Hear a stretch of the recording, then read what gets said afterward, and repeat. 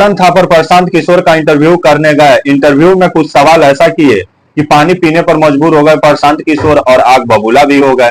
ये वही करण थापर जाने माने पत्रकार हैं जो कभी मोदी जी का इंटरव्यू किए थे और मोदी जी को भी पानी पीने पर मजबूर कर दिए थे। तो वहीं अब करण थापर प्रशांत किशोर का इंटरव्यू करके काफी चर्चा का केंद्र में आ गए हैं, क्योंकि जिस तरह से प्रशांत किशोर गोदी मीडिया को आए दिन विभिन्न पार्टियों के बारे में बताने में लगे हुए हैं, भविष्यवाणी करने में लगे हुए हैं कि कौन पार्टी कितना सीट जीत रही है और किसका सरकार बन रहा है, जिस पर लेकर करण थापर भी प्रशांत किशोर का इंटरव्यू कर डाले। जवाब जब नहीं समझ में आया कि क्या दें, तब उस समय आग बबूला हो गए प्रशांत किशोर और पानी पीने पर भी मजबूर हो गए। आइए बात करते हैं। नमस्कार, मेरा नाम विश्वजीत कुमार और आप देख रहे हैं वाक फॉर इंडिया न्यूज। इन दिनों प्रशांत किशोर को गोदी मीडिया चारों तरफ से कुर्सी लगा के घेरा हुआ है, क्योंकि जिस तरह से प्रशांत किशोर तमाम राजनीतिक पार्टियों को लेकर के भविष्य वक्ता बने हुए हैं अभी, और उनका कहना है कि इस बार मोदी सरकार अपने दम पर 370 सीट जीतने वाली है 2024 लोकसभा चुनाव में। 4 जून को लोकसभा चुनाव का नतीजा आएगा, लेकिन उससे पहले भविष्य वक्ता बने हुए हैं प्रशांत किशोर, क्योंकि प्रशांत किशोर अभी 2 चरण का चुनाव बाकी है। 25 मई को छठे चरण के लिए मतदान डाले जाएंगे और 1 जून को 7वें चरण के लिए, और उससे पहले ये एजेंडा सेट करने में लगे हुए हैं कि भारतीय जनता पार्टी ही जीत रही है।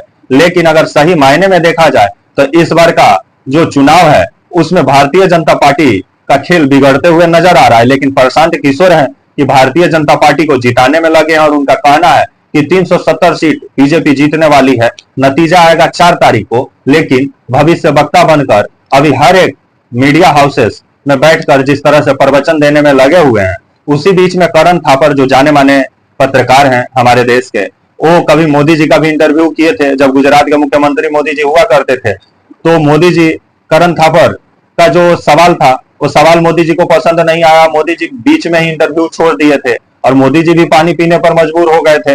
करण थापर जब इंटरव्यू करने मोदी जी का पहुंचे थे, तो वहीं करण थापर एक बार फिर से प्रशांत किशोर का इंटरव्यू करने पहुंचे, जिसके बाद से प्रशांत किशोर भी करण थापर का सवाल जैसे ही करण थापर दागे उस पर आग बबूला हो गए। और करण थापर का सवाल सिंपल था कि साहब जो आप भविष्य वक्ता बने हुए हैं, तो आपका भविष्यवाणी जो था वो हिमाचल में कैसे फेल हो गया, तेलंगाना में कैसे फेल हो गया। हिमाचल में तो आप बोले थे कि कांग्रेस हार रही है, लेकिन कांग्रेस तो वहां पे जीत गई।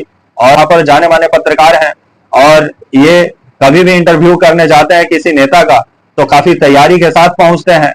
तो प्रशांत किशोर को लगा होगा कहीं गोदी मीडिया टाइप का ही सवाल करेंगे आपके करण थापर, लेकिन करण थापर और वैसे भी हमेशा जिस तरह से वो सत्ता से चुभते हुए सवाल करते हैं, जिस वजह से सत्ता के आंखों में हमेशा खटकते हैं आपके करण थापर। अब प्रशांत किशोर करण थापर का सवाल का जवाब ना देकर आग बबूला हो गए, जिसके बाद से उनका भी फोटो वायरल हो रहा है।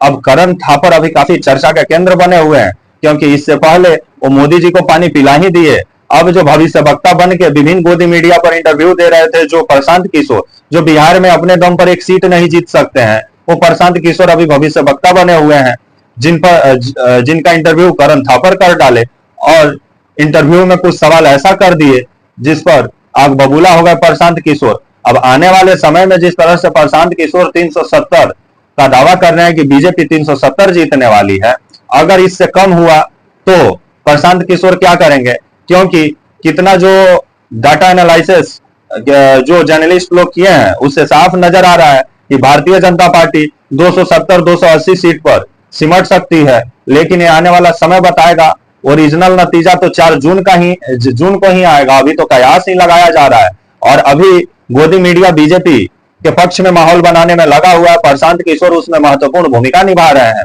अपना जो बिहार में यात्रा छेड़े हुए थे लालू प्रसाद फैमिली के खिलाफ, जिस तरह से आए दिन बिहार में भाषण दे रहे थे, अब वो काम छोड़ दिए हैं। अब ये भविष्य वक्ता वाला काम शुरू किए हैं। इसे ही कहा जाता है राजनीति। अभी खुद ये राजनीति में अभी खुद कितने परिपक्व हैं प्रशांत किशोर ही बेहतर बता सकते हैं, लेकिन अपने आप को राजनीति का भविष्य वक्ता बोलते हैं। तो मैं आपके ऊपर छोड़ता हूं कि आप प्रशांत किशोर को भविष्य वक्ता समझते हैं या किसी पार्टी के लिए काम करने वाला व्यक्ति समझते हैं। तब तक के लिए आप मुझे इजाजत दीजिए और आप हमारे channel walk for India news को प्लीज लाइक और सब्सक्राइब और शेयर करना ना भूले। तब तक के लिए नमस्कार, जय हिंद, वंदे मातरम।